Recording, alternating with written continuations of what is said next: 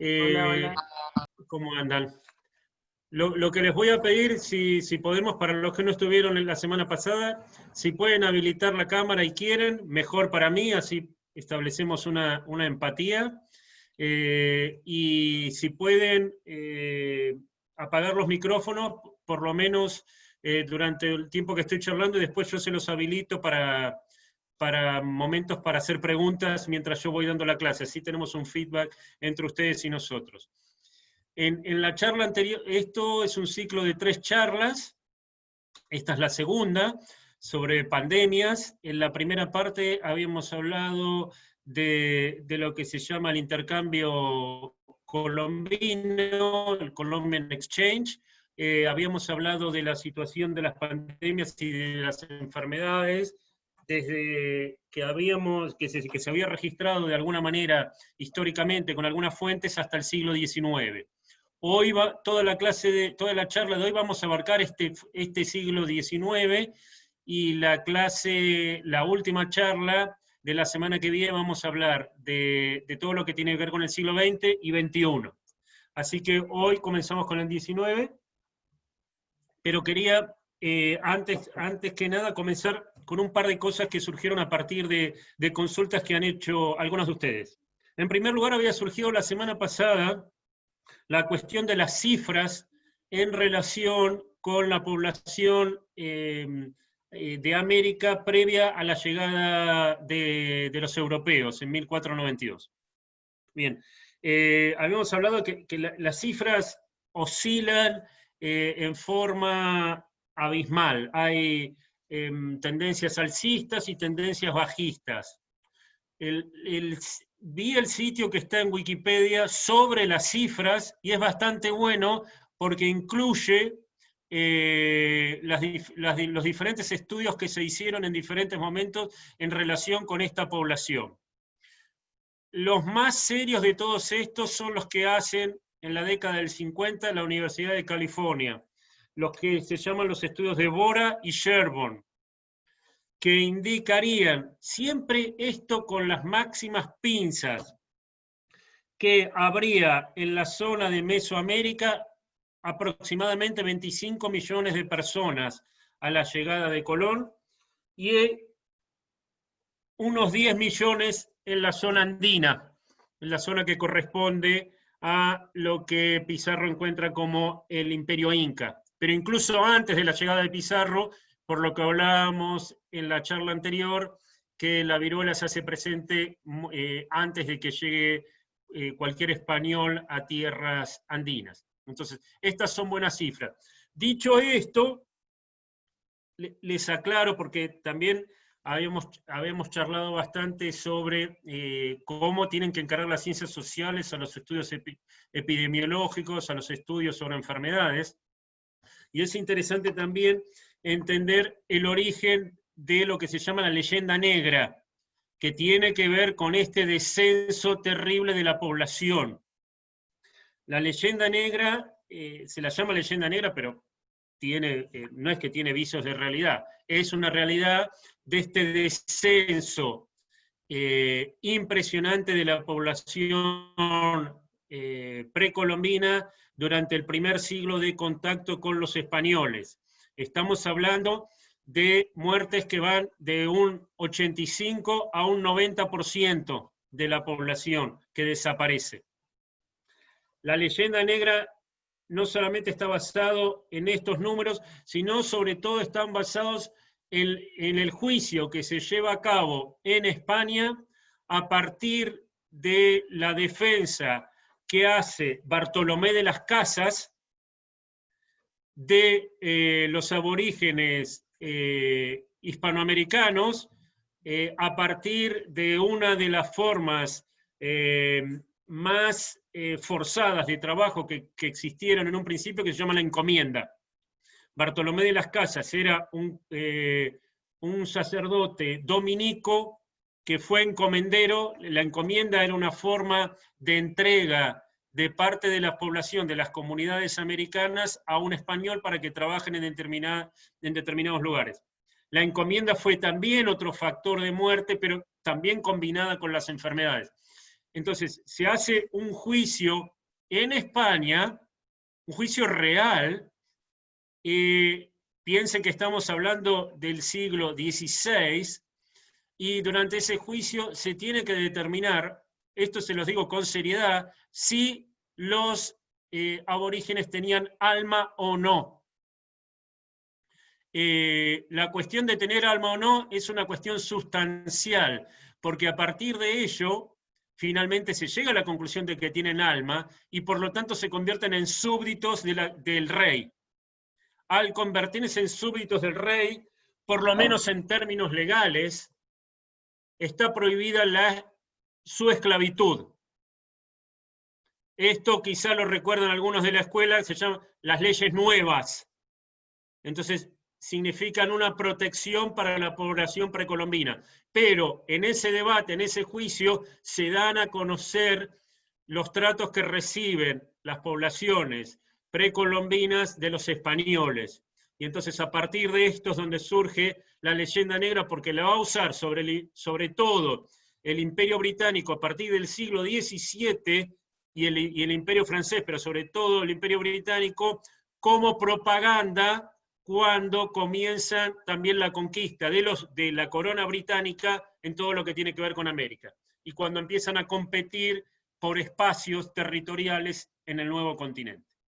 Bien, dicho esto, segunda cuestión que también había surgido como pregunta, la cuestión sobre la medicina y los médicos.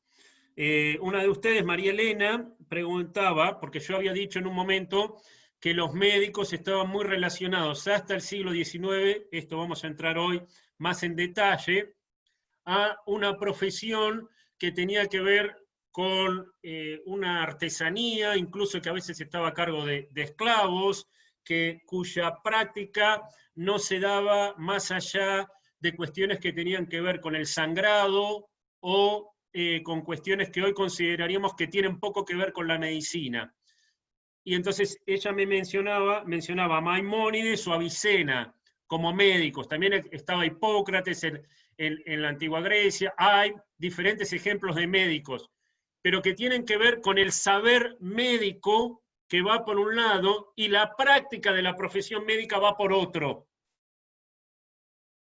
Entonces, la práctica médica, como la entendemos, y relacionada y conjunta con ese saber que se venía acumulando y que se va a desarrollar en el siglo XIX, es un fenómeno del siglo XIX.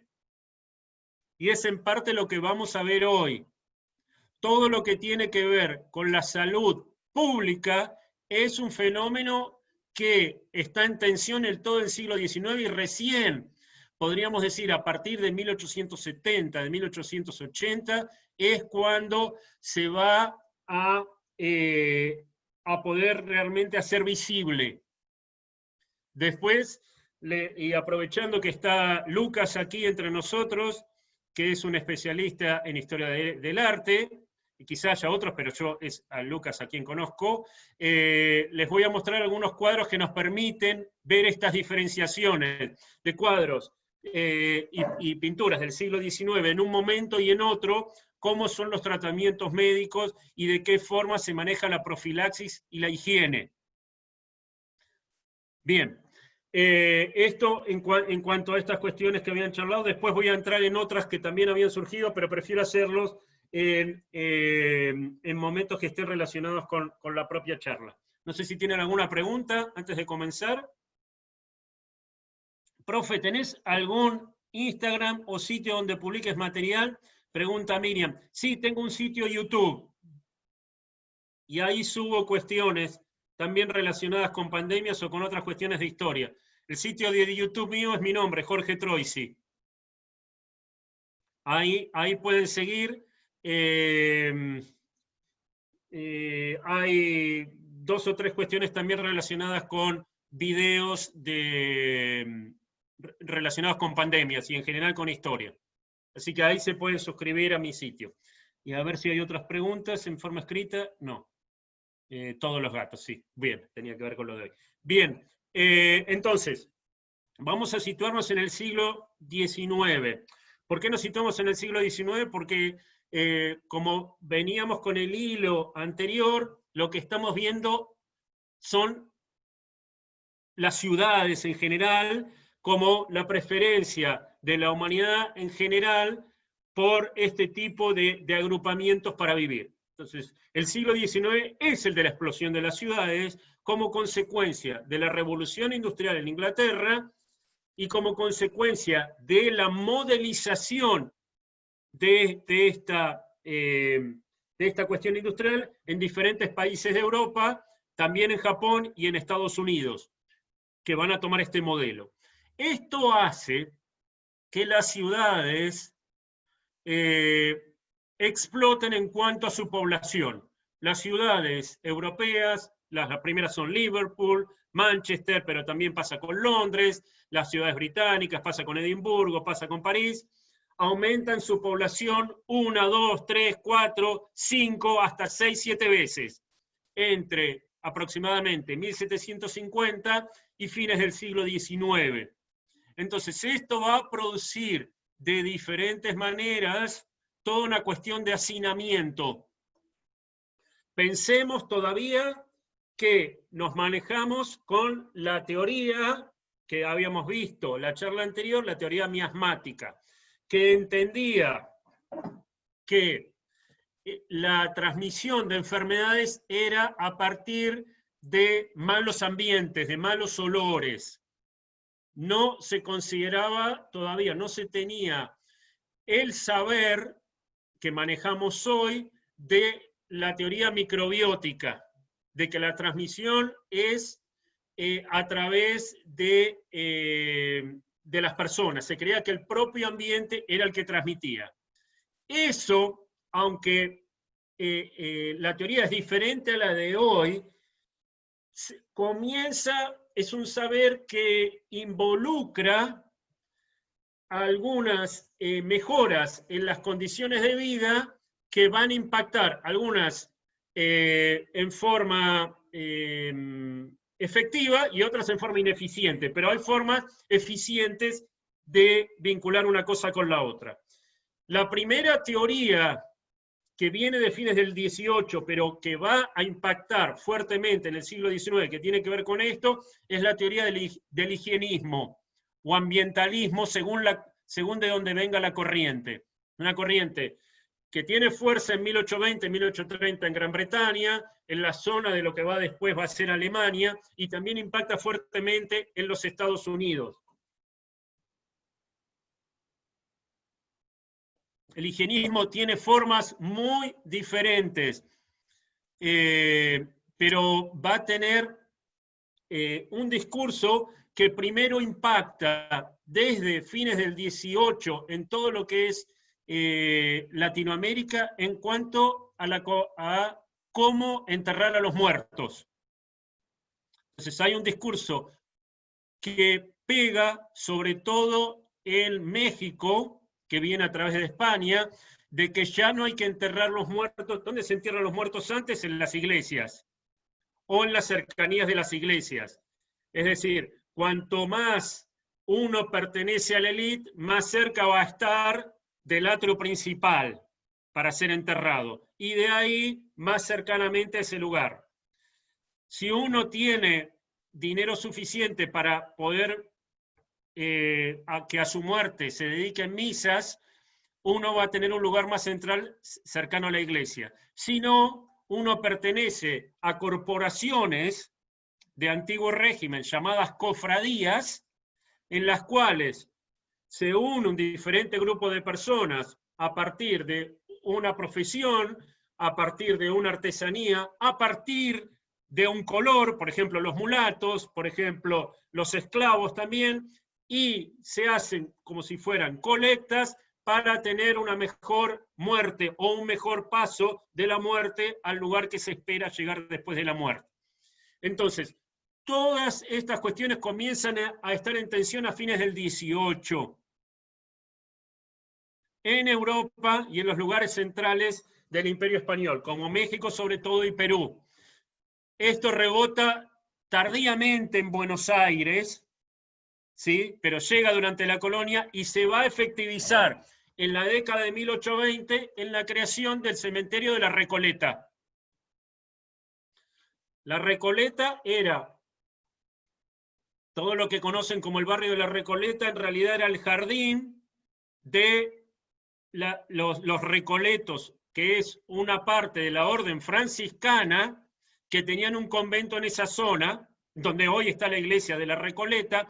Ese era el convento de los franciscanos, y en la década de 1820 el gobierno, fíjense, liberal, que viene con ideas liberales nuevas, de Rivadavia, no como presidente, sino como el gobierno de la provincia de Buenos Aires, seculariza, expropia estos terrenos, y ahí es donde se van a abrir este nuevo cementerio, que es el cementerio de la Recoleta, representando los nuevos valores liberales porteños. La paradoja es que el primero que va a llegar ahí en su segundo entierro va a ser Facundo Quiroga, que por eso lo tienen ahí, ni bien al principio del inicio de la Recoleta, a mano izquierda van a ver la primera tumba, que es la de Quiroga, que primero había sido enterrado en Barrancayaco, después en Córdoba y después en la Recoleta. Bien, entonces, esto tiene que ver con un principio higienista. ¿De dónde viene la teoría? De los olores que producen los muertos. Entonces, estos olores estarían produciendo de alguna manera alguna vinculación con las enfermedades colaterales que estamos pensando. Entonces, hay que trasladarlos. La Recoleta en ese momento estaba en las afueras de la ciudad de Buenos Aires. O sea que también es un cementerio que está alejado. Todos los cementerios comienzan, en todas las ciudades del mundo, comienzan a sacarse hacia afuera, sea en comunidades católicas o sea en comunidades protestantes, pero toda Europa comienza a sacarlos en diferentes lugares. Comienza también, a partir de 1810, toda una cuestión de cementerio, y sobre todo a partir de 1820, cuestión de cementerios en toda Hispanoamérica, porque hay una presencia de comerciantes británicos. Y entonces, ¿dónde van los comerciantes británicos cuando mueren? Si es que mueren en una ciudad que es católica. Y ahí comienzan los tratados comerciales entre británicos y cada una de las autoridades de cada una de las ciudades a lo largo del Atlántico y del Pacífico, y en esos tratados comerciales siempre se incluye una cláusula sobre el cementerio para los no creyentes. Hay una ciudad hermosa que no queda muy lejos, bueno, ahora está todo lejos para nosotros, pero pueden ver esto si van a Valparaíso, en Chile, donde todavía existe el antiguo del siglo XIX cementerio británico y el antiguo cementerio alemán, donde van los luteranos o los anglicanos. Todo esto es una cuestión higiénica. Les decía, el higienismo va tomando diferentes ramas a lo largo del XIX y se va vinculando de diferente manera con el Estado. Esto es interesante, porque es la primera fuerza que lleva al Estado a tomar decisiones en cuanto a la salud pública. Una de las primeras cuestiones que a veces tiene que ver con enfermedades y a veces no, pero una de las primeras cuestiones que se va a tomar en cuenta a mediados del siglo XIX es todo lo que tiene que ver con la prostitución y el higienismo. No por una cuestión de la mujer, que es invisible para esta teoría en ese momento, sino todo lo que tiene que ver con la profilaxis y con la sífilis. Entonces se vincula que hay una falta de higiene en todo esto, entonces el Estado comienza a regular todo lo que tiene que ver con la prostitución, para evitar sobre todo enfermedades que tengan que ver con los hombres. Entonces ya empieza a haber una regulación particular en cuanto a esto. Les decía, se va derivando en diferentes maneras. A principios del siglo XX se va a derivar el higienismo, sobre todo en Estados Unidos, con el consumo del alcohol. Y es el movimiento higienista el que hace 100 años en los Estados Unidos va a prohibir, por ejemplo, el consumo del alcohol, la ley seca. ¿Sí? El higienismo es interesante porque tiene que ver a lo largo de todo el siglo XIX, es uno de los pocos lugares donde la presencia de la mujer se hace pública. El XIX es un momento donde se separan completamente las esferas públicas y las privadas. El hombre se apropia de la esfera pública y la mujer de la privada. Hay pocos lugares donde la mujer sale a lo público, una es a través de la religión y otra es a través de teorías como el higienismo. Perdón, acá dice que a algunos se le cortan, pero ¿están escuchando bien? ¿Todos? ¿Por ahí es alguno individualmente? ¿Se escucha bien? Perfecto, muy bien. Bien. Dentro de este esquema de higienismo surge, sin todavía vincular la relación exclusiva que tiene que ver el agua, por ejemplo, con el cólera, la cuestión del agua limpia. Entonces ya en 1830 está asentada la noción de que tener agua limpia es mejor. Es mejor para tener una mejor calidad de vida. A ver, los historiadores discutieron y siguen aún discutiendo si la revolución industrial mejora o empeora la calidad de vida de la gente. Esto de alguna manera ya los contemporáneos en el siglo XIX lo habían empezado a discutir. Y la primera vez que se utiliza el concepto de revolución industrial, esperen que admito a alguien, la primera vez que se utiliza el concepto de revolución industrial se le utiliza en forma derogatoria, en una forma negativa, porque tiene que ver con una baja de la calidad de vida. Entonces, dentro de estas cuestiones relacionadas con la calidad de vida, empieza a presentarse la cuestión del agua potable.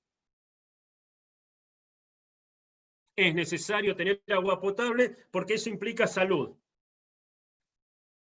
Otra vez, ¿qué es lo que vemos relacionado con agua potable? Implica un trabajo que solamente el Estado lo puede llevar a cabo. Entonces, ven que de diferentes lugares lo que estamos viendo son diferentes acciones estatales puntuales que van generando un aparato estatal cada vez más importante relacionado con la salud.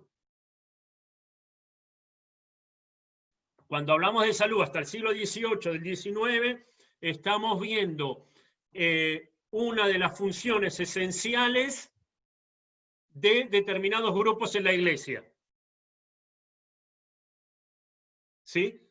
La Iglesia está dividida en varias partes, pero hay una división principal que es el clero secular, que es el de los sacerdotes que pertenecen a una diócesis, ¿sí? Los que están en una iglesia, y el clero regular.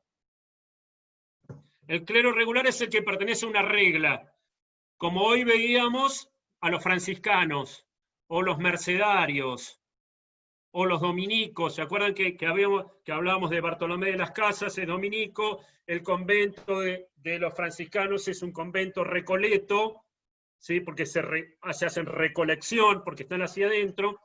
Eran estos grupos de órdenes regulares las que llevaban a cabo principalmente las acciones de asistencia sanitaria dentro de las poblaciones.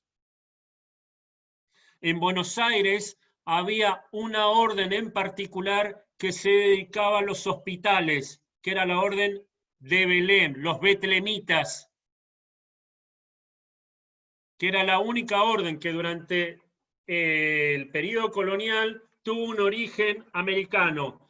Es una orden guatemalteca, sigue existiendo hoy, y se dedicaban a eso.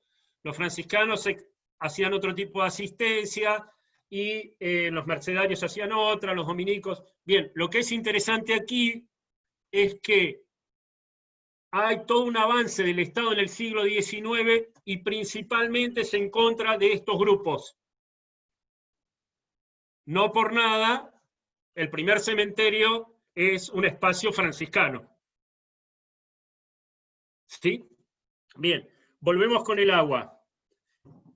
La mejora del agua hace que en 1866 Londres corte con el cólera, que era una de las enfermedades que más estaba azotando a la ciudad, a todas las ciudades en general, pero principalmente a Londres. A ver si puedo mostrarles una imagen y ahora vamos a comenzar a compartir.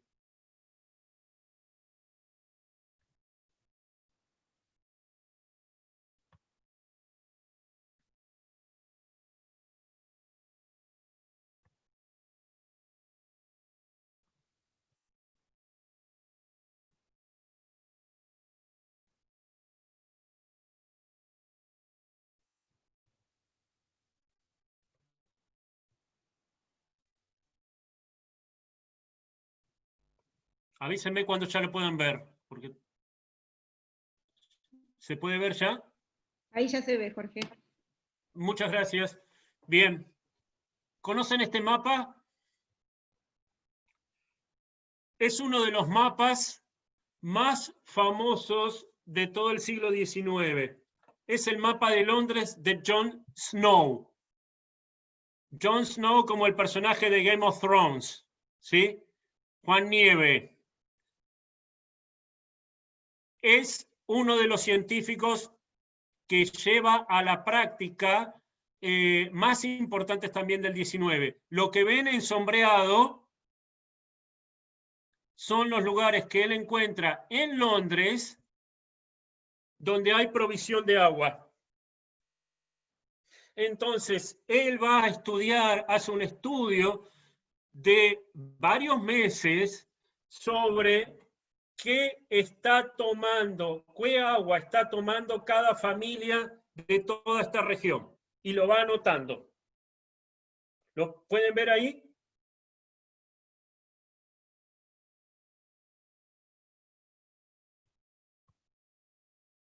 ¿A qué conclusión llega? Llega a la conclusión de que una de las fuentes de agua, la gente que tomaba esa fuente de agua, un 90% había adquirido el cólera, y en otra fuente de agua que no tomaba de ese agua, solamente un 5% se había enfermado. ¿Qué es lo que descubre? Que el problema estaba en el agua. Y ahora no es que hay una idea más o menos genérica. Jon Snow lo que logra, y lo escribe a partir de este mapa, prueba de que hay una relación entre el agua que se toma y la enfermedad. Todavía no tenemos aislado a la bacteria que recién se va a aislar. Koch la va a aislar en 1883. Pero lo que hace, que es la bacteria del cólera, pero lo que hace Jon Snow es determinar una relación práctica. Koch lo va a aislar en Calcuta. Recuerdan que algo habíamos hablado del cólera la semana pasada. Es un bacilo, ¿sí?, que tiene su origen en la India y que a partir del ingreso del Imperio Británico en la India comienza a desparramarse por todo Occidente. ¿Sí? ¿Por qué? Porque el cólera, la gripe, lo sabemos, la viruela, la fiebre amarilla, el cólera, se mueven. ¿Sí? La malaria está en una región, se queda. El problema con estas es que se mueven y entonces van de la mano con lo que impacta en el siglo XIX, la globalización, los viajes, las movilizaciones. Sale de la India y llega a Europa y después a América y se desparrama. Pero en 1854 Snow vinculó agua con cólera. ¿Bien? ¿Qué va a suceder? cuál es el camino que van a tomar los estados a partir de esto? Cloacas. Cloacas. A ver, creo que tengo algunos datos. 120 kilómetros dentro de Londres de túneles con ladrillos. Para algunos es la obra arquitectónica más importante de toda la revolución industrial. 1.200 kilómetros de canales, de cloacas en Londres. La Londres industrial o la Londres postindustrial.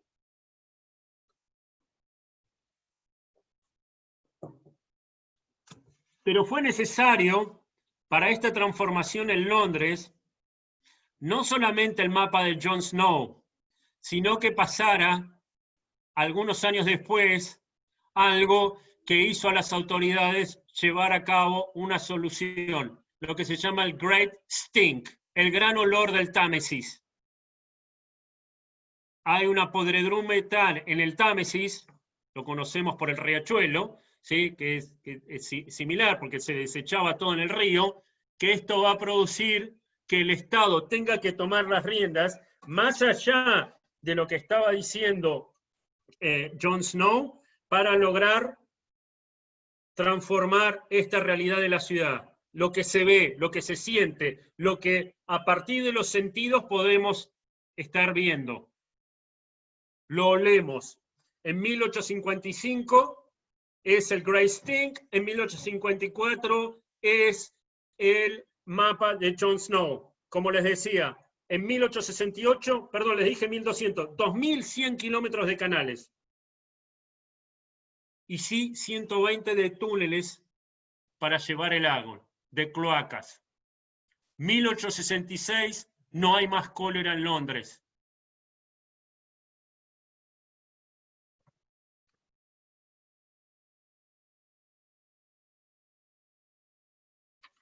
Esto es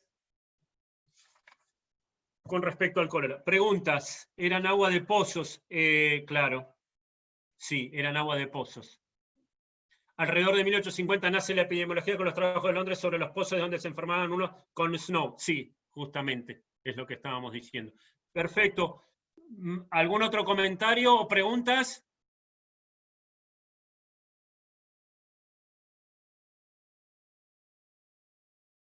Fíjense cómo va avanzando el Estado y toma decisiones aún sin tener una precisión sobre lo que está pasando.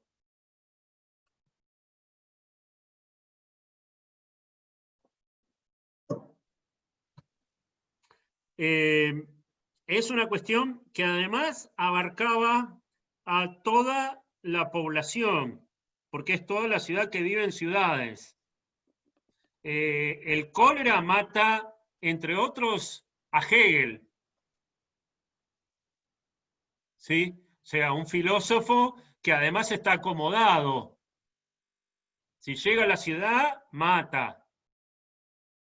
No está como se había, creo que alguien había preguntado la semana pasada, había preguntado por la lepra. La lepra está muy asociada a los sectores populares.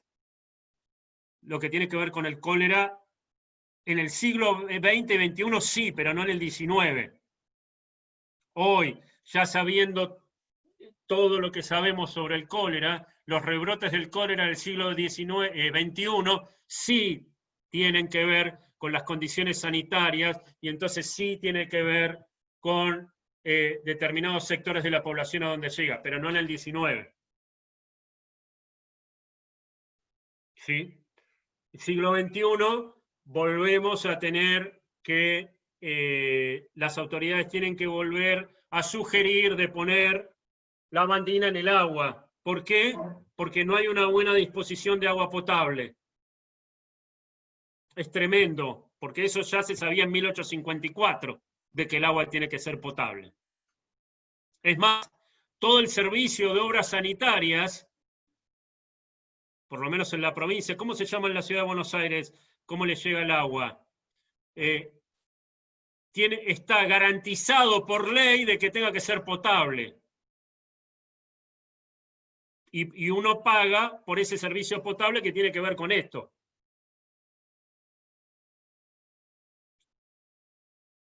Porque el Estado lo tiene que garantizar. Bien. A ver si quiero mostrarles un mapa.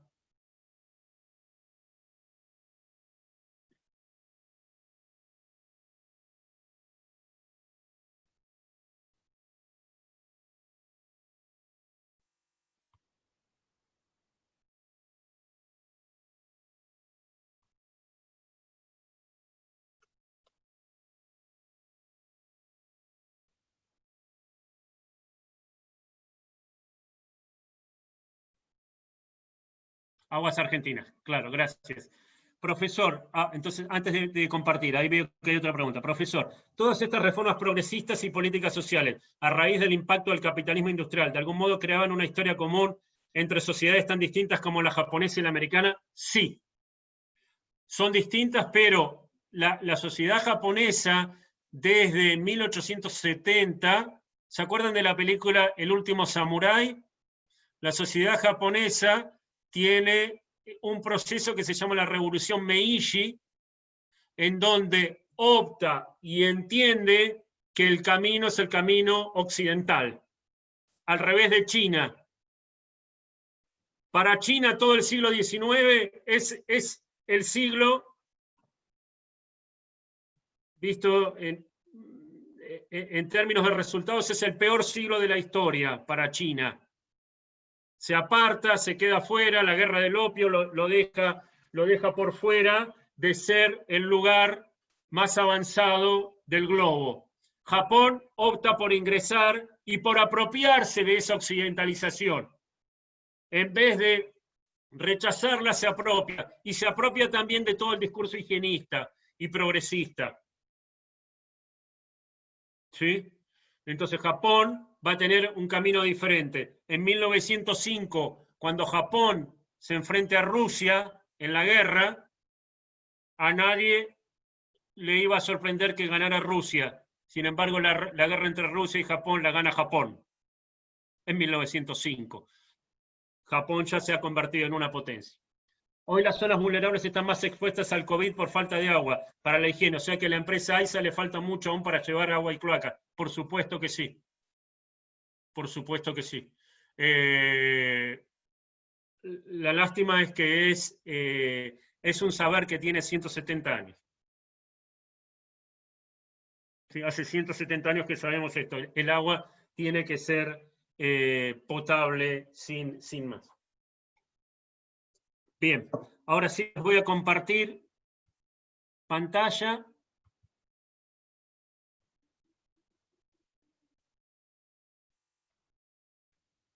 Avísenme cuando ya lo puedan ver. Ya se ve, Jorge. Bien, gracias.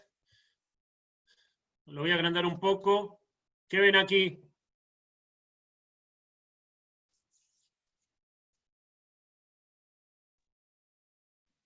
¿Sí? El Arco del Triunfo. El Arco del Triunfo. Y a partir de allí, toda una serie de calles, avenidas, diagonales, que se van abriendo desde el Arco del Triunfo. ¿Lo ven? Esto está pasando al mismo momento que todo esto. En 1853 asume como prefecto del Sena el barón Haussmann o Haussmann, George Haussmann. Es el hombre que va a reformar París y es el hombre que va a eliminar la París medieval. Desaparece de París todo lo que tiene que ver con el pasado del antiguo régimen. ¿Sí? Desaparece completamente. Aparecen los diagonales y los bulevares, los espacios abiertos. Haussmann está todavía imbuido, fíjense que es paralelo a Snow. está imbuido todavía de la teoría miasmática, pero hay un cambio ambiental. Completamente la ciudad se abre, comienzan a haber parques públicos y continúa esta idea del Estado apropiándose de nuevas áreas.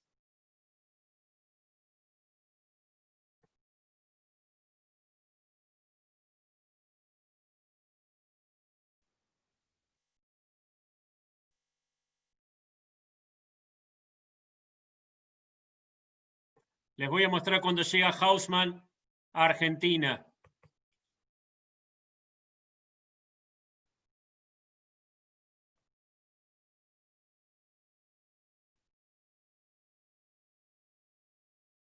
A ver si puedo compartir.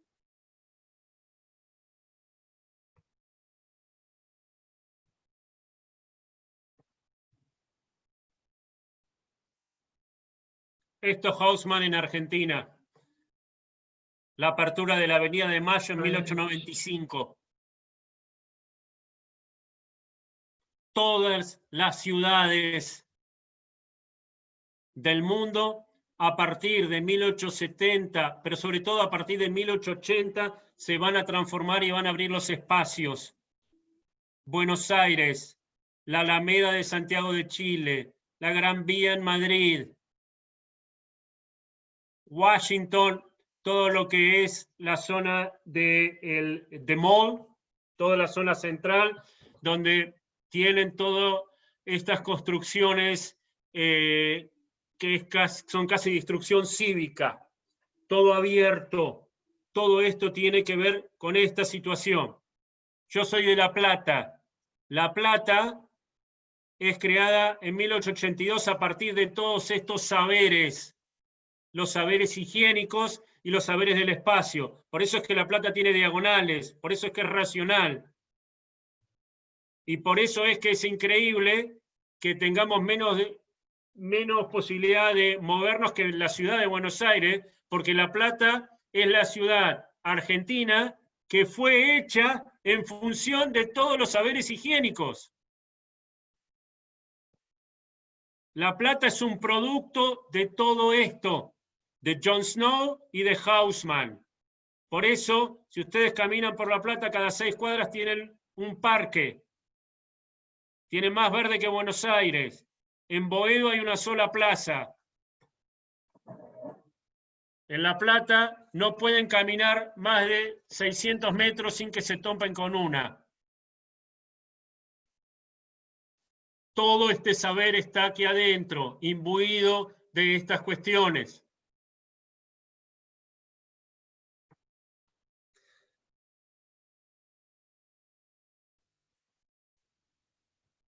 Les voy a compartir.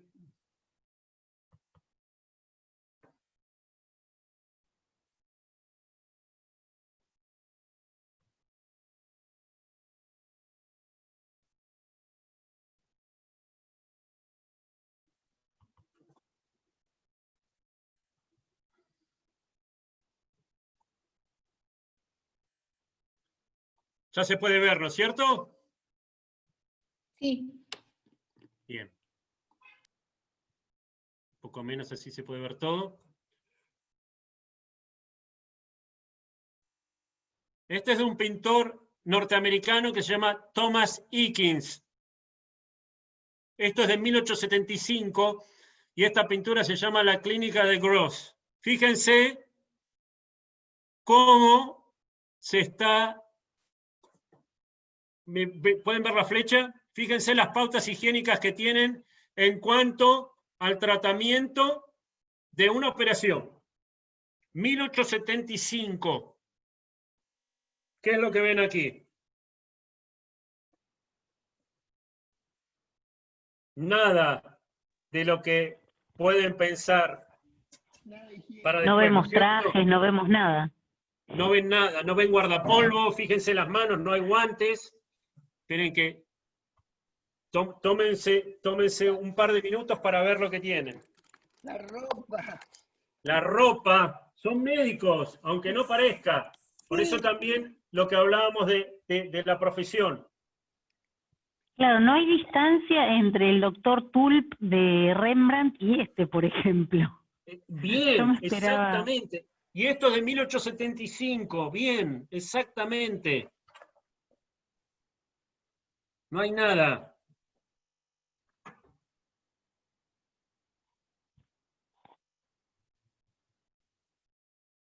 Lucas, ¿conocías esta pintura al pintor?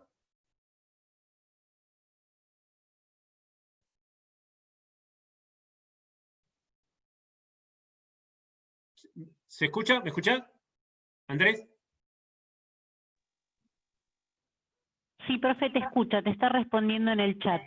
Ah, perfecto. No, no conocía. Bien, perfecto. Les voy a mostrar una pintura del mismo autor.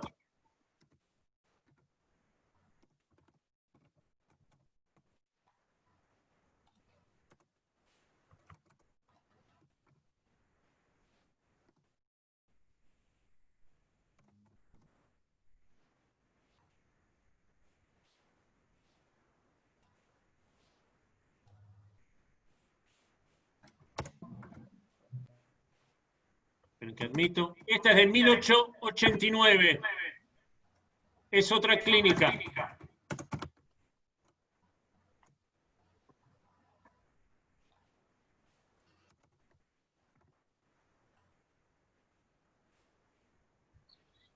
Es el mismo pintor.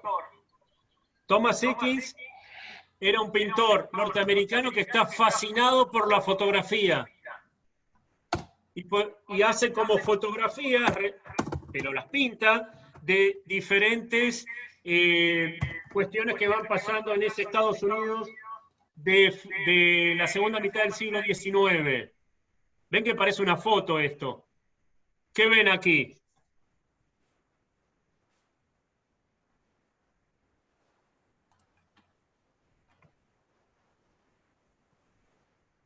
Aquí hay pautas higiénicas, hay guantes, hay un traje de médico, hay distancia, hay cuidados.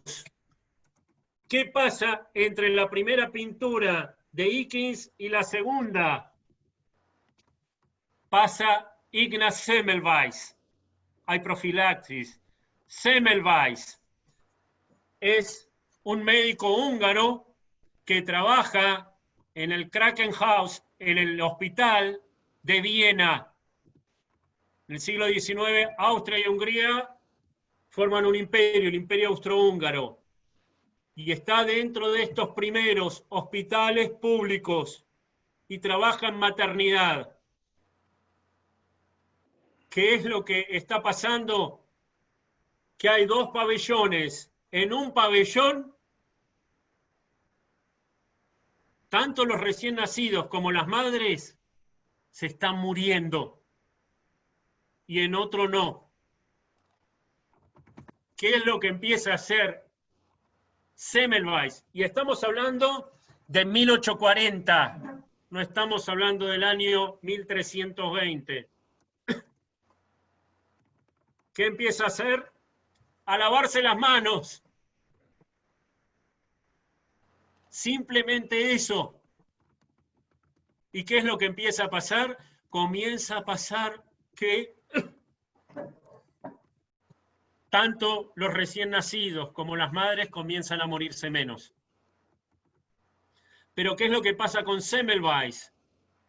Que al aplicar toda esta asepsia, los médicos que trabajan, muchos de ellos trabajaban antes en cadáveres y sin limpiarse bien, trabajaban con las madres. Se sintieron que Semmelweis los estaba acusando de asesinar a las madres. Entonces lo terminan echando a Semmelweis.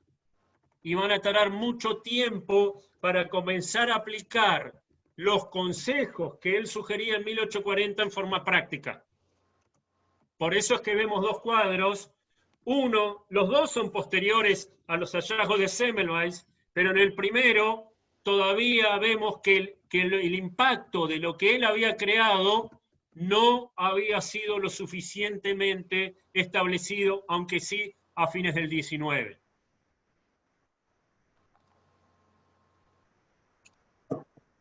Bien. Y se burlan de él, no le creen. Perdón, ¿cómo es el nombre? Lo voy a anotar aquí.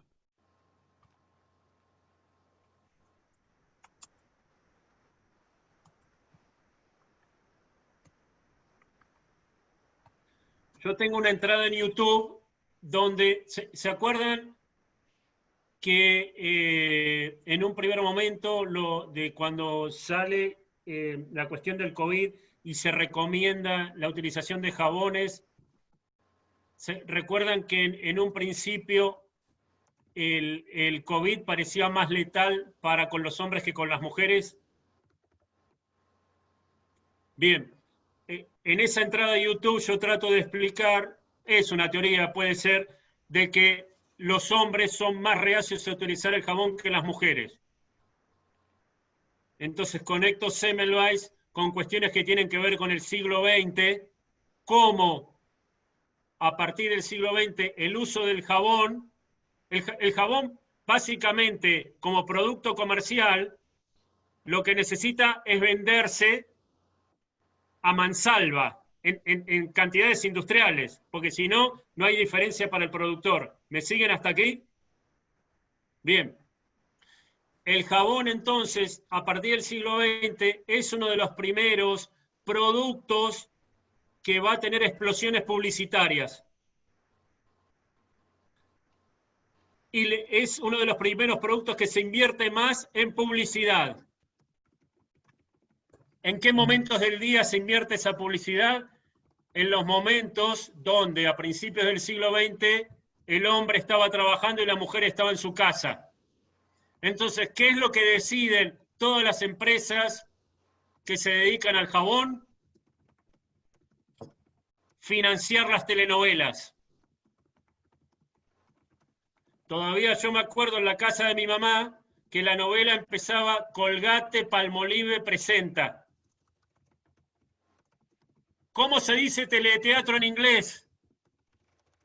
Soap opera. Ópera del jabón. Entonces, está completamente vinculado a lo femenino.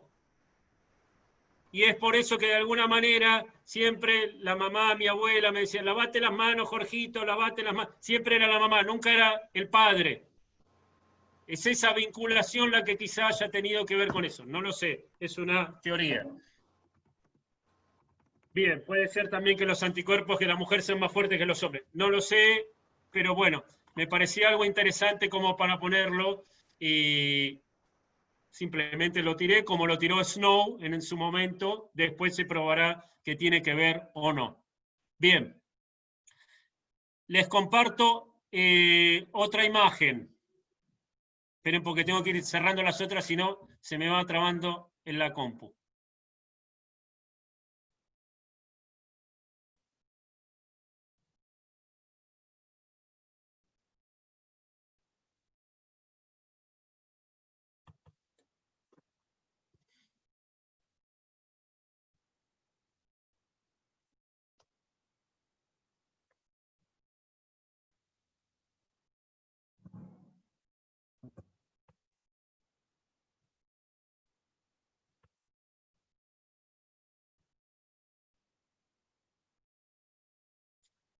¿Se ve esta foto? Esta es una imagen terrible. Y tiene que ver con un momento de París, que es la Comuna de París en 1871. Les voy a contar un poco qué pasó aquí. En 1871 se produce la guerra entre lo que todavía no es Alemania, que es Prusia y Francia. En esa guerra gana por lejos Prusia. Y como consecuencia de esa guerra se produce la unificación alemana. De esa guerra nace Alemania, la Alemania que conocemos nosotros hoy, o la Alemania que después va a derivar en la Primera Guerra Mundial y en la Segunda. Francia es derrotada, completamente derrotada. Hacia el final, las tropas prusianas avanzan sobre París y la ciudad es tomada por el pueblo. Eso se llama la Comuna de París. París se convierte con unas semanas en socialista. Ahora, ¿qué pasa? El ejército, ¿han ido a París alguna vez? Están las dos estaciones, la estación del este y la estación del oeste. ¿Por qué están ahí? Porque Haussmann las puso y tienen las avenidas para salir. ¿Qué es lo que logra el Estado francés rápidamente? La represión de sus propios ciudadanos, porque pueden movilizarse rápidamente a partir de la transformación de la ciudad de Haussmann. Es decir, de la mano con las cuestiones higiénicas vinieron las cuestiones de control social. ¿Por qué Francia necesitaba control social? Porque había tenido varias revoluciones y varios levantamientos, desde la Revolución Francesa en el 89 hasta la Revolución del 48. Entonces, la transformación tiene que ver también con este nuevo rol del Estado, no solamente higiénico y sanitario, sino de control social. Todo va junto. ¿Sí? Ahora, durante las grandes avenidas muy anchas para avanzar con las tropas. Impresionante, nunca había visto consecuencias de la comuna. Sí, la comuna fue devastadora.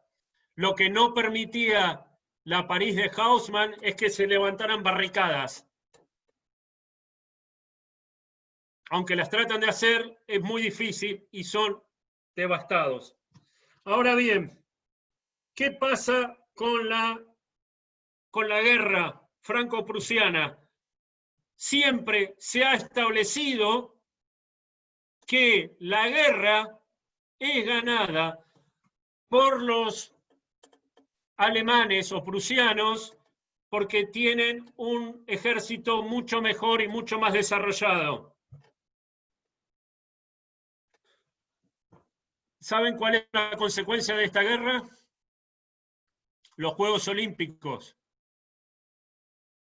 Tras esta guerra, los pensadores franceses, principalmente Coubertin, comienzan a pensar que los franceses son muy débiles y que por eso perdieron la guerra. Entonces hay que organizar deportivamente a Francia y a partir de eso a todo el mundo, y esto hay que hacerlo desde el principio. Una de las consecuencias de eso es que también haya educación física en los colegios, porque se plantea que los franceses eran muy débiles frente a los alemanes, que ya tenían una tradición de educación física y sanitaria en sus escuelas. Las escuelas en alemán, el Gymnasium, ¿sí? Es la escuela que ya tenía una práctica anterior. Entonces, se vincula todo este pensamiento higiénico con lo militar, con lo nacional, con cuestiones sanitarias, y deriva en deportes, deriva en una transformación corporal como consecuencia de todos estos saberes. El varón viaja a Inglaterra y copia el juego del rugby para fortalecer sus jóvenes en la escuela secundaria. Sí, porque era anglófilo, Coubertin, admiraba a Inglaterra y le tenía mucho temor a Alemania. Exactamente. Construcción de los bulevares, claro que sí, tiene que ver con Haussmann.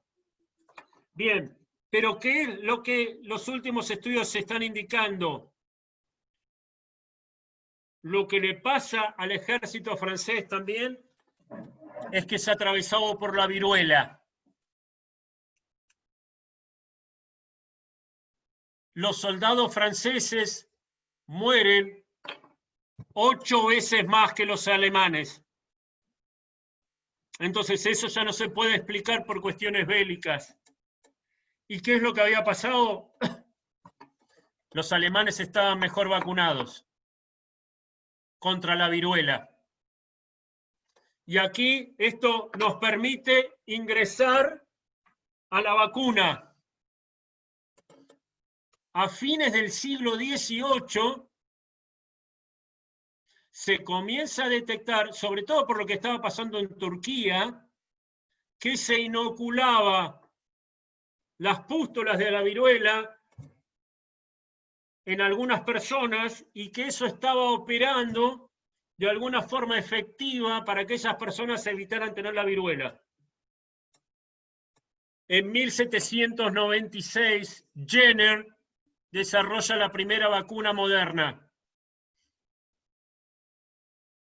contra la viruela. Experimenta 2 años y llega. ¿Qué es lo que termina dándose cuenta? Que cuando la viruela está en las vacas, eso al aplicarse a las personas los inmuniza. La viruela vacuna es lo que se le aplica a las personas. De ahí la vacuna. Porque en las vacas funciona mejor y es lo que se va aplicando. Jenner, de ahí viene la vaca de vacuna. Exactamente, de ahí viene. ¿Sí? Entonces, tenemos la vacuna. El problema que tienen las vacunas es que no hay freezer. Entonces, no hay heladeras todavía en 1800. Entonces comienza a desparramarse este saber, pero a veces se utilizan cosas que hoy serían impensables, o espero que sean impensables, porque muchas veces se viaja a algunas determinadas poblaciones con niños huérfanos a los que se les inocula, ¿sí? Para poder llevar esta enfermedad. Ahí me dice Miriam que levantó la mano. ¿Alguien levantó la mano? Ah, Miriam, sí. ¿Tenés una pregunta o un comentario? Te escuchamos. Voy a poner el micrófono.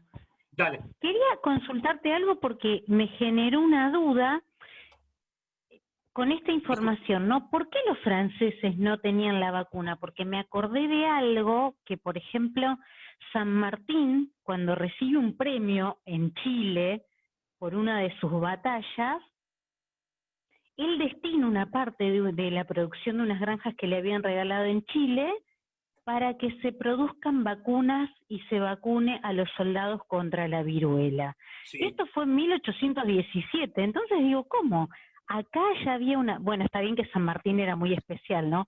Pero digo, acá hay una preocupación tan grande mirá. y en París, ¿no? Sí, espera. Miriam, acordate que San Martín pasó gran parte de su juventud y los primeros años de su adultez en España luchando contra los franceses. Sí. ¿Quién había sido el primero que aplicó vacunas al ejército? Napoleón. Entonces ese saber ya lo traía. Los franceses lo que tenían, lo que pasa es que tuvieron una mala distribución durante esa guerra que los tomó desprevenidos contra Prusia. No era que no tuvieran el saber ni no tuvieran la disponibilidad. Está muy bien tu pregunta. Ahora entiendo, porque se me produjo ahí como una confusión. Digo, ¿qué pasó en esa década? Perfecto. Sí, perfecto. Tenía varios saberes medicinales San Martín. Hay uno que no se toca, pero que también lo tenía, es el opio. Es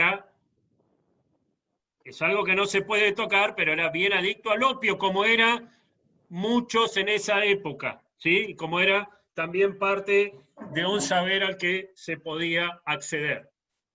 Hay una película española que se llama... Y también practicaba la homeopatía, ¿no? Me parece que es súper interesante. Bueno, claro, porque son saberes del momento. Sí, muy bien. Hay una película española, claro que, porque los españoles lo aplican eso en Filipinas. Llevan la vacuna hacia Filipinas. ¿Se acuerdan que Filipinas era parte del Imperio Español? Hasta 1898, ¿no? Pero bueno, son todas cuestiones que están ahí dando vueltas. Ahora es necesario que un Estado las empiece a aplicar, porque lo que también surge casi inmediatamente junto con la vacuna es la confirmación de que es necesario de que si va a haber vacuna se vacunen todos, porque si no termina siendo contraproducente. Entonces está eso. Y casi inmediatamente que se descubre la vacuna, hay que inmunizar a todos. Si no están todos, los que no la tienen, el virus va a mutar y va a venir más fuerte. Entonces eso es necesario que estén todos, y ahí de nuevo la relación con el Estado. La relación con el Estado controlando. Si hay vacunas, las vacunas son para todos. Si no son para todos, termina siendo un problema. ¿Se entiende lo que tratamos de explicar? Bien. ¿Sobre el uso de huérfanos para llevar la vacuna a otro continente? Sí, eso lo utilizan los españoles. Me está preguntando Cecilia.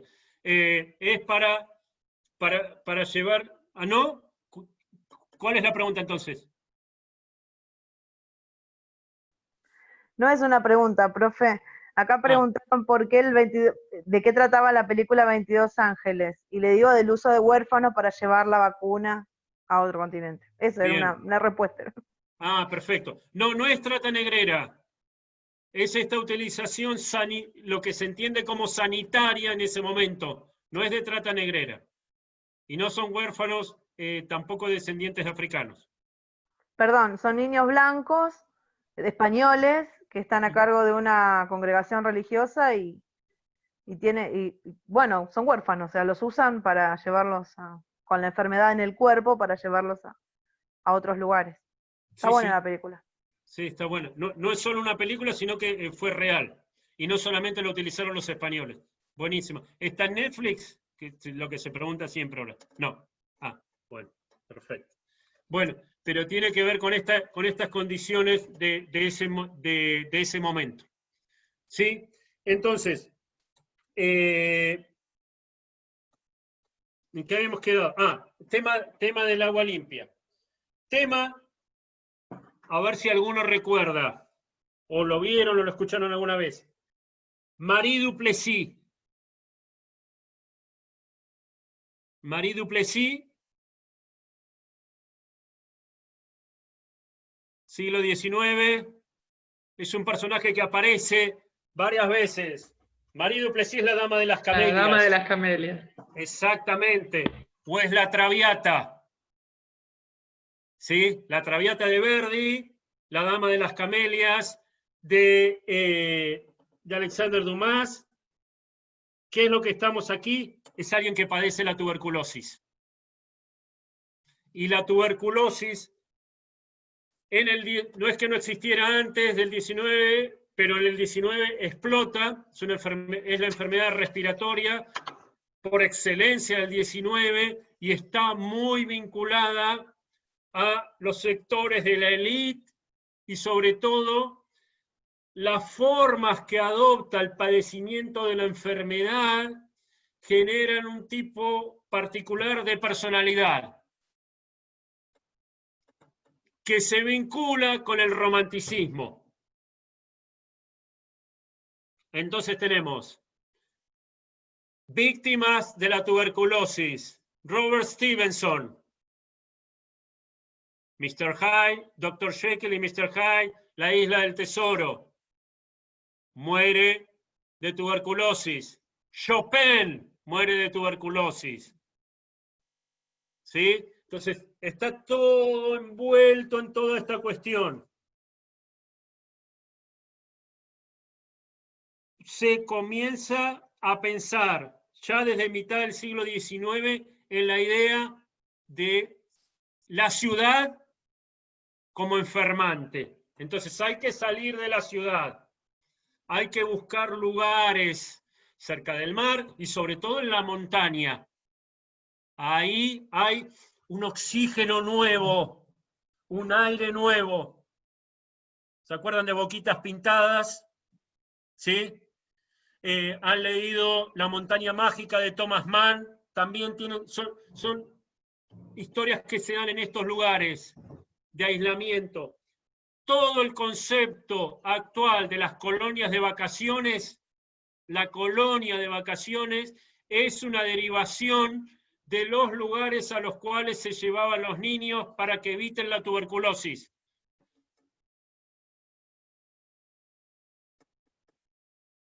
Vinculación entre el oxígeno, el aire y las enfermedades, sobre todo esta enfermedad tan particular, la tuberculosis. El oxígeno cura, el aire cura.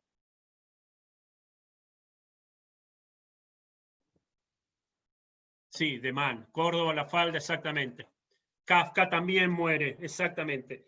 La bacteria, el TBC, hasta que no se desarrollan los antibióticos, no tenemos cura contra la tuberculosis. Mientras tanto, es aislarse.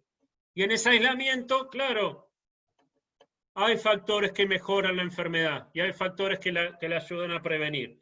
Ven que se mezclan saberes que hoy se han confirmado con saberes que no, pero se van aplicando de diferentes momentos, y el Estado que a principios del siglo XX dice, me tengo que encargar de estos niños débiles relacionados con la tuberculosis.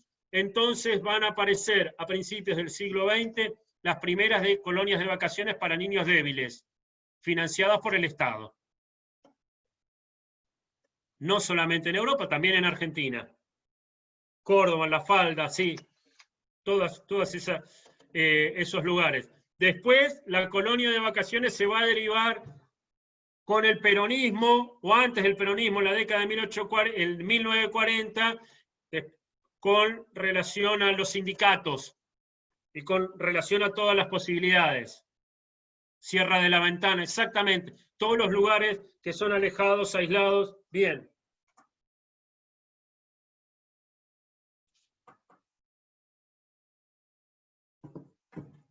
¿Cómo estamos hasta aquí? Consultas, preguntas. Tenemos las 7:15, bien.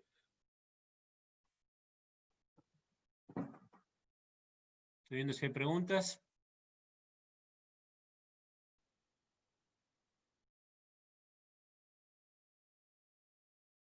Bien. Les voy a compartir otra imagen ahora.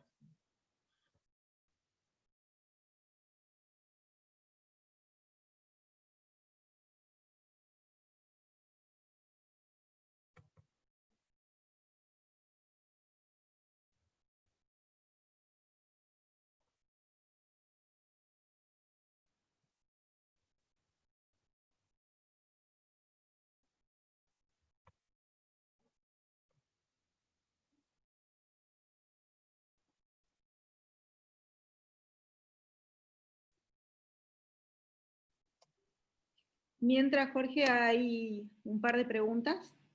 Ah, bien. Espera que... Una no dice, sé si- ¿supo usted la problemática del lago Victoria por lo del SIDA mucho más reciente? no escuché la primera parte, Caro. Ah, perdón. Sí.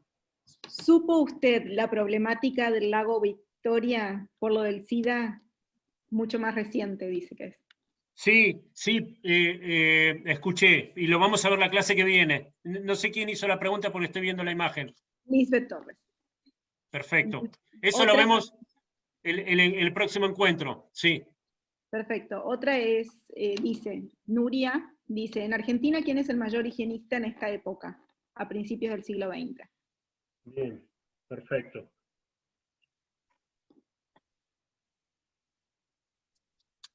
¿Y alguna otra más? Y Ana Antonia Giner dice, la colonia de vacaciones en Sierra de la Ventana se desarrolla antes del 40 por un gobierno municipal socialista. En realidad no es pregunta, creo que es una acotación. Claro, porque el socialismo está muy vinculado con el higienismo. Listo, esas eran las preguntas. Bien, perfecto. Miren que quiero compartirles también.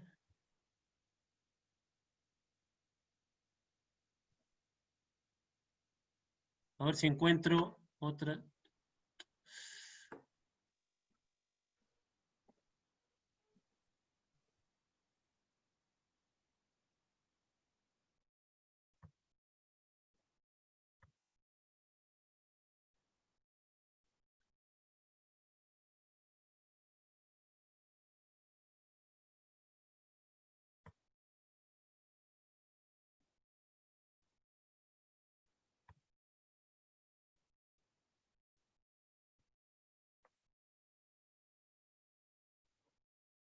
Este libro acaba de salir y ganó el premio de la Asociación de Historiadores, de Investigadores en Historia, de la cual formo parte. A ver si encuentro una buena imagen. Y se los recomiendo. Pero no tiene buenas imágenes.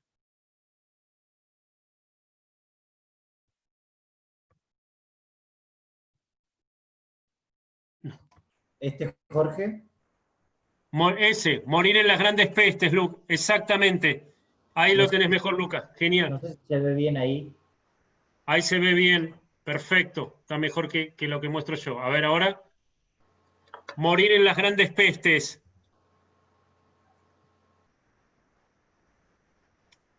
Recién acaba de salir y ganó el premio como mejor libro de investigación, exactamente, que tiene que ver con la fiebre amarilla y tiene que ver con esta imagen que yo quería mostrarles ahora.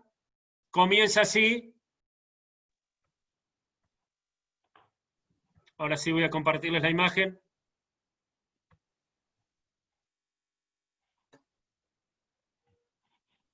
Bien. Y sobre y me preguntaron sobre higienistas. Estoy pensando en Ramos Mejía, en Emilio Coni, ¿sí? Como los mejores a principios del siglo XX. Ahí, Lucas, ¿nos podés dar una mano con esta pintura?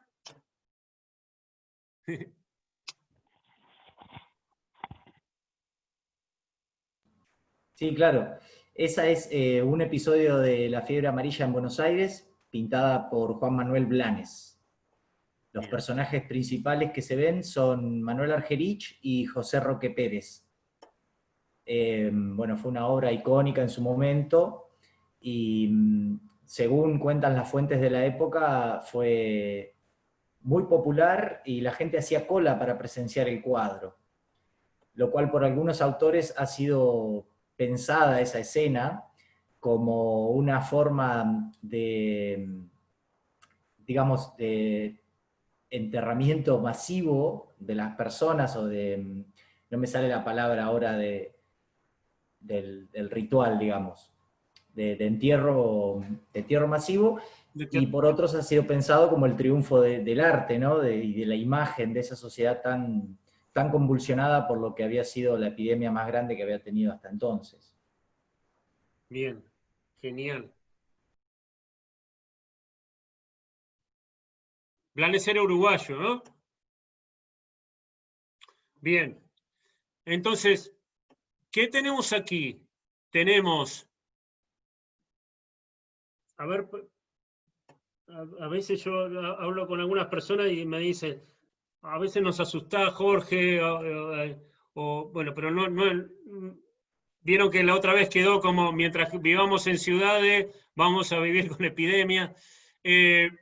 Hasta las guerras del siglo XX, todo lo que tiene que ver con guerras, casi sin excepciones, hasta el siglo XIX, las muertes son principalmente de enfermedades y no tanto de combate. Y los traslados de ejércitos, por lo general, como bien decían con San Martín, en Chile, el traslado de tropas tiene que ver con el traslado de gérmenes. El traslado de los ejércitos británicos de la India llevó el cólera, o el traslado de diferentes ejércitos de un espacio al otro llevan diferentes enfermedades. La guerra del Paraguay, entonces, o el final de la guerra del Paraguay, el ejército que viene de vuelta trae entonces la fiebre amarilla. Fiebre amarilla, quiero comentarles una cosa porque hay una amiga que acaba de sacar un libro también, lo que pasa que está en inglés,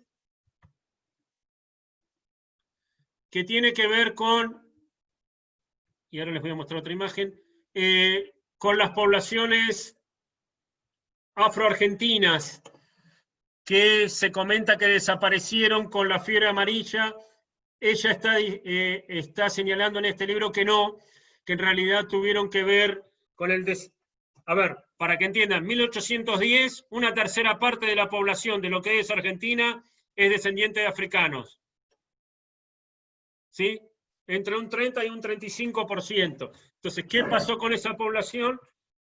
Yo lo que había escuchado muchas veces era que la fiebre amarilla impacta mayormente en la población descendiente de africanos que en el resto, y que esto habría producido el final. Lo que está señalando estos últimos estudios es que en realidad, a diferencia de lo que pasa, por ejemplo, en Estados Unidos, nunca se constituyó ser negro en una identidad en particular. Y nunca hubo ningún estímulo, ni político, ni social, ni de pertenencia para eso. Entonces, la población negra se habría disuelto y mestizado con otras poblaciones a lo largo de todo el siglo XIX. Y ese habría sido principalmente la causa. Con la oleada inmigratoria a partir de 1880, termina casi desapareciendo, a diferencia de lo que pasa en Uruguay, donde no termina mestizándose de esa manera. Y por eso es que en Uruguay, de un lado del Río de la Plata, tenemos un tipo de población y del otro no. Bien, les aclaro porque siempre se escucha esta cuestión de la fiebre amarilla en relación con esto. De la fiebre amarilla surgen varias cuestiones relacionadas con Buenos Aires. Sí, el cementerio de la Chacarita, como dice alguno, y también el traslado de la población adinerada en ese momento, que sale de los sectores céntricos de la ciudad y se traslada a la Recoleta, justamente cercano al cementerio. ¿Sí? Entonces, se reconfigura de nuevo la ciudad, ahora sí, a partir de la fiebre amarilla, el Estado va a tomar cartas en el asunto en relación con el agua, en relación con las cloacas, en relación con la sanidad y en relación con la transformación de los espacios públicos. Todos esos saberes se van a aplicar ahora en la ciudad de Buenos Aires. ¿Sí? Se llevaron los fallecidos a lo largo de la avenida Corrientes, que creo también se ensancha. Sí. En vez de haber cuarentena, lo que va a pasar es que se van. Se va un tercio de la población de Buenos Aires. Se van al campo. La ciudad queda vacía. Cuestiones que tienen que ver también, a ver si puedo mostrarles esta imagen.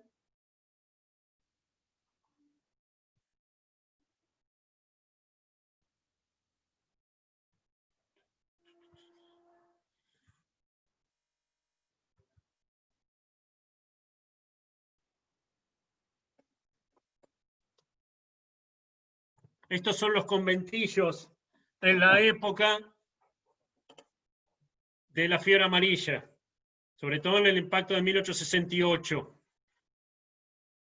Se vincula también, sin tener en cuenta la teoría microbiótica, sino la de los espacios, la del miasma, se vincula también el hacinamiento con la enfermedad. Y no solamente eso, se vincula también a las personas que vivían hacinadas con eso. Entonces, se prende en fuego algunas de las casas y muchas de las ropas de las personas que viven en los conventillos, que en su mayoría son migrantes. Además, entonces hay una vinculación. De nuevo, esto que veníamos hablando varias veces sobre el otro, ¿no? Es también una posibilidad de... Dejo de compartir. Es también, como siempre, una posibilidad de que el prejuicio tome nueva fuerza a partir de esto. Entonces, se ataca a los inmigrantes, se ataca a los pobres, y bien, y el Estado reorienta también la ciudad. Y esto también tiene que ver con Haussmann. Entonces, por un lado, los sectores más adinerados se van hacia Recoleta y se trata de sacar a todos los conventillos o a los sectores populares de las zonas céntricas. Y aquí viene esta idea que un poco la replica Borges, ¿no? Sur, van al sur. Y se saca a todas estas poblaciones del centro y queda toda la zona, desde Avenida Rivadavia para adelante, como en la zona del poblamiento de los sectores más pudientes.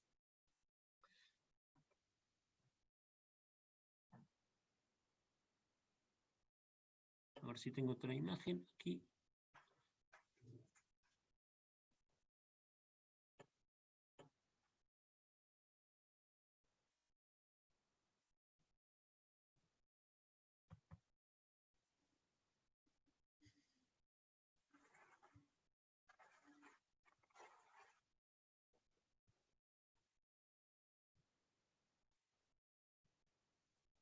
Este es el plano de La Plata basado en todo lo que nosotros vimos.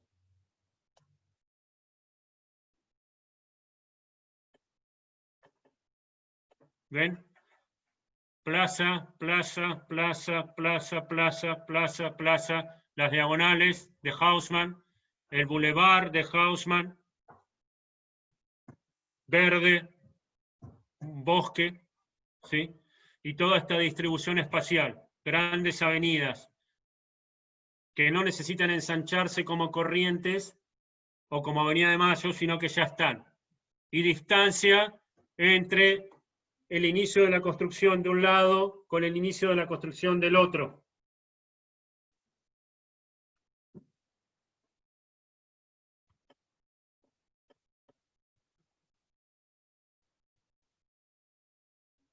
Esta es la siguiente ciudad en Sudamérica planificada que le siga La Plata.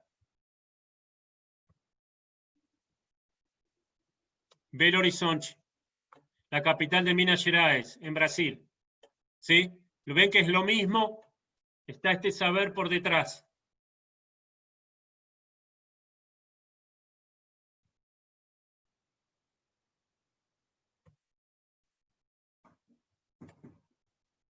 Bien.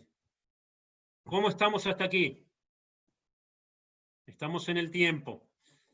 Ahora sí, les dejo lugar para preguntas, comentarios, para comenzar la charla que viene, la semana que viene, el miércoles que viene, ya adentrarnos en el siglo XX, con todos estos saberes, por lo menos disponibles, y a ver qué pasa frente a la primer pandemia que se va a presentar en forma devastadora, que es la gripe española. Pero eso lo vamos a ver la charla que viene. ¿Cómo estamos hasta aquí? Voy leyendo. No hablaste de las instalaciones de potabilización del agua. Sí, ¿se acuerdan? En un principio hablábamos de cómo se va potabilizando a partir del movimiento higienista, a partir de 1830, y después de las cuestiones a partir del 54 con John Snow, que se suma a la idea de los espacios libres de Haussmann. Entonces, desde 1850 hay un saber disponible en la relación con el cólera, que después se va a transmutar en todo lo que tiene que ver con la teoría microbiótica. Interesante Quito, su historia de Santa María. Sí, exactamente. Bien, el edificio de Avenida Córdoba. Sí, el edificio de Avenida Córdoba, es un tanque de agua, saben, ¿no? Es un tanque de agua, pero los vecinos lo veían feo, entonces lo que decidieron ponerle es todo esa bellísima construcción que está alrededor. Ahora no se puede, pero si tienen oportunidad, vayan, porque hay un museo del baño adentro, que es genial. Es un museo que tiene todos la diferente evolución del bidé, del inodoro, de las cañerías en la Argentina. Es también una obra de hierro monumental. Bien, claro, la toma de agua era en la Abogacía del Agua. Sí, Palacio del Agua, exactamente. Lo armó un profesor de FOA. Ah, claro, claro, es cierto. Se trajo de Inglaterra el edificio para armar y la visita guiada es muy buena. Bien. El cementerio de Libertad Merlo es de la época de la Fiera Amarilla. No lo conozco. Roberto, ¿estás ahí? Sí, Roberto. ¿Podés comentarnos un poco? No, ¿qué tal? Buenas tardes a todas, a todos. No, he leído en una historia local, se funda justamente en el periodo de la Fiebre Amarilla. El cementerio está a unos 5 kilómetros, un poquito menos, del centro de Merlo, de lo que era en ese momento el centro de Merlo, que además era muy despoblado, ¿no? Obviamente. Pero bueno, eso es lo que decía una historia local, pero nunca pude verificar nada, ¿no? Porque Lo anoto investigué eso. y trato de verlo para la semana que viene. Bueno, dale. Gracias. Dale. No, al contrario, porque no lo sabía. Lo que tiene, por ejemplo, yo soy de La Plata, en La Plata hay una ciudad muy cerca que se llama Berisso. No sé si han escuchado hablar de Berisso. Sí, sí. Porque lo que pasa también con la fiebre amarilla es que se adjudica, no sin razón, de que los desechos del riachuelo también están ayudando a la enfermedad. Y esos desechos tienen que ver con los mataderos que había en ese lugar. Así que se decide trasladar todos los mataderos, se los saca a un lugar relativamente lejos que es Berisso. Y ahí se van a instalar los frigoríficos. Lo que después van a ser los frigoríficos de Chicago, que es el Swift y el Armour. El 17 de octubre de 1945, el movimiento para que Perón salga de la cárcel se inicia en esos frigoríficos de Berisso, ¿sí? Y lo inicia alguien que se adjudica haber organizado el 17 de octubre, que es Cipriano Reyes. No sé si han escuchado hablar de él, ¿no? Pero comienza todo desde Berisso a partir de todos estos traslados. Jorge Tartarini lo creó el Museo de las Aguas, sí, exactamente. Perdón, que preguntaba Sí. por esto del Cementerio de Libertad, porque la zona era muy despoblada, era semi-rural o casi rural, y realmente no sé si se justificaba en función de la densidad de población, pero por ahí tenía que ver con otras cuestiones, ¿no? Quizás agotar el cementerio de la parroquia, pero bueno, de la iglesia de Merlo. Claro. Todo lo que tiene que ver con mover de la iglesia, ya eso ya estaba incluso antes de la fiebre amarilla. Pero puede Claro. ser que la fiebre amarilla sea el disparador final de que, bueno, hay que sacarlo de aquí. De nuevo, no necesariamente porque lo vinculen con la teoría microbiótica, pero No, sí con esto de los malos humores, sobre todo, esta idea. ¿En qué país de Latinoamérica se llevó con más éxito el concepto de la cuestión social? ¿A qué te referís, Galia, con, no sé dónde estás, no te veo ahora, con el concepto de la cuestión social? Y dice Silvia Michenia, el Swift y el Armour, sí, son los dos frigoríficos de Berisso. Galia, si nos puedes, a las nuevas políticas sociales, pero políticas sociales relacionadas con la higiene o relacionadas con cuestiones más de control social. A la salud. Y probablemente sea Argentina, para esa época. Yo te diría, si hablamos de Latinoamérica, con seguridad Argentina. Sí. Además, porque Argentina tiene también, es el único país de Latinoamérica que va a tener diputado socialista, Alfredo Palacios, y el socialismo está muy vinculado con el higienismo también. O sea, viene con un discurso higienista muy fuerte, que se vincula con la cuestión social, es primero una cuestión visual, de ver la pobreza, de preocuparse, entonces tiene que ver también con lo urbano y tiene que ver con esto. Así que, sin duda, a tu pregunta sería entonces Argentina. Bien. A ver si hay otras preguntas. Bien. Creo que estamos hasta ahí. Lo del agua potable quedó claro, ¿no? Porque lo habíamos hablado en la primera parte. Por ahí llegaron tarde algunos. Bien, se trajo de Inglaterra el edificio para armar, sí, es un rompecabezas armado en barcos el edificio de las aguas.